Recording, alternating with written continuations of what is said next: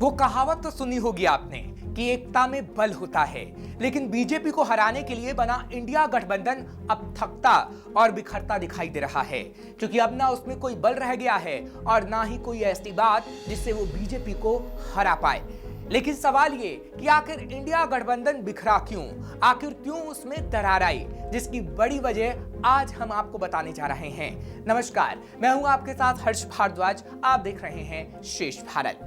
पिछले साल 23 जून को बिहार के पटना में जब विपक्षी दलों ने बीजेपी को हराने के लिए एकजुट लड़ने का संदेश दिया तो देश की राजधानी में हलचल देखने को मिली। लेकिन कुछ महीनों में ही इस गठबंधन में दरार पड़ने लगी।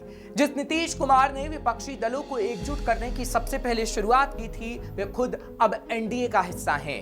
इंडिया गठबंधन की तमाम गतिविधियां इस वक्त लगभग ठप सी हो गई हैं। लोकसभा चुनाव बेहद नजदीक है, लेकिन अब तक किसी राज्य में सीट शेयरिंग का कोई फॉर्मूला नहीं बना है जिससे समझा जा सकता है कि इस वक्त इंडिया गठबंधन किस हालात में है। लेकिन इंडिया गठबंधन के इस हालात की कई वजहें हैं, जिसके बारे में आज श्रेष्ठ भारत आपको बताने जा रहा है। पहली वजह है कोऑर्डिनेशन की कमी। दरअसल इंडिया गठबंधन में 2 दर्जन से ज्यादा दलों को जोड़ने के लिए सबसे बड़ी बाधा बनी कोऑर्डिनेशन की कमी, क्योंकि गठबंधन के तुरंत बाद कुछ नेताओं का यह प्रस्ताव आया कि एक संयोजक की नियुक्ति हो जो सभी दलों को एक सिरे में जोड़कर बात को आगे रखे। लेकिन संयोजक की नियुक्ति नहीं हो पाई। कहा गया कि नीतीश कुमार इस पद के लिए इच्छुक थे, लेकिन ममता बनर्जी के विरोध और कांग्रेस की सुस्ती के कारण उन्हें यह पद नहीं दिया गया। फिर वे बाद में एनडीए में शामिल हो गए।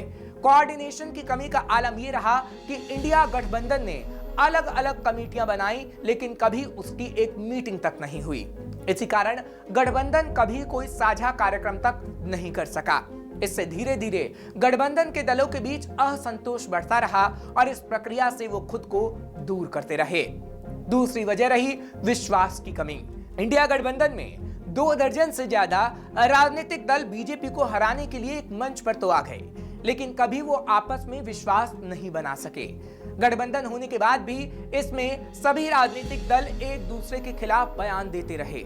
सीट शेयरिंग का मसला हो या कुछ और, कई बार इन दलों के नेता आपस में ही भिड़ते नजर आए।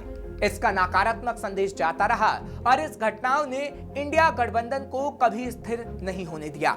साथ ही गठबंधन में कोई राजनीतिक दल अपने सियासी स्पेस से समझौता करने के मूड में ही नहीं दिखा।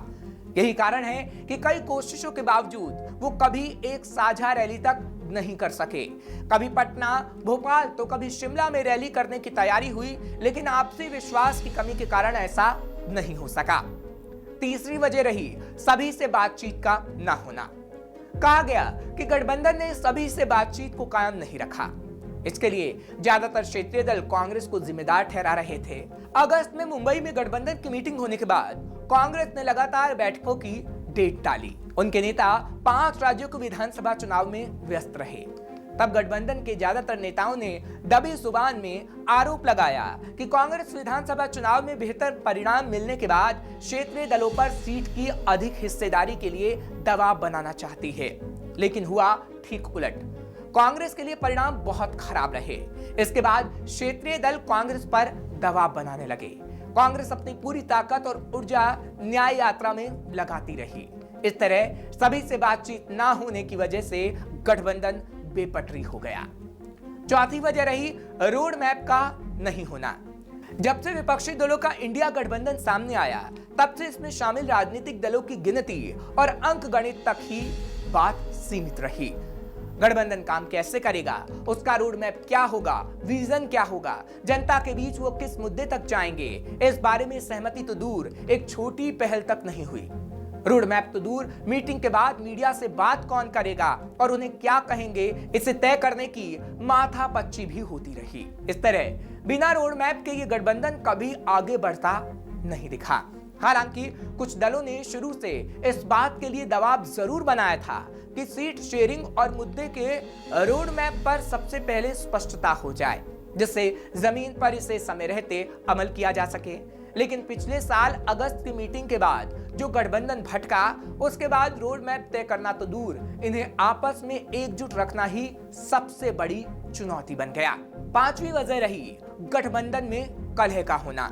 बीजेपी के खिलाफ संयुक्त मोर्चा बनाने के नाम पर तमाम विपक्षी दल एक मंच पर तो आ गए, लेकिन वो अपने आपस में कलह को कभी हटा ही नहीं सके।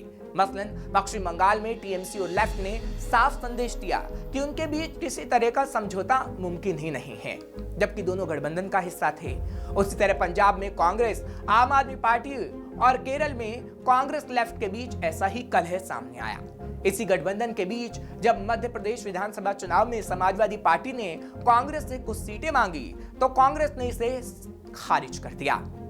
वही मुद्दे पर भी कलह सामने आती रही। जाति जनगणना के नाम पर ममता बनर्जी कभी सहमत नहीं रही, तो सनातन का मुद्दा उठाकर डीएमके ने बाकी दलों को असहज कर दिया। कई मौके पर ऐसे लगा कि एक मंच पर आने से गठबंधन को फायदे से ज्यादा नुकसान हो रहा है।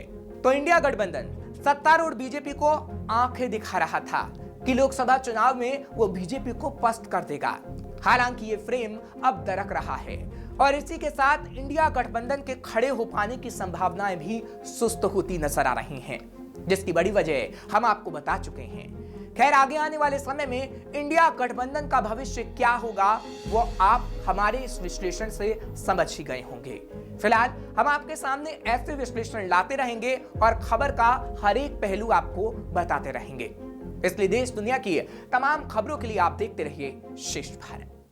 श्रेष्ठ भारत पर खबरों से जुड़े रहने के लिए चैनल को सब्सक्राइब करें, बेल आइकन दबाएं और देखते रहें श्रेष्ठ भारत।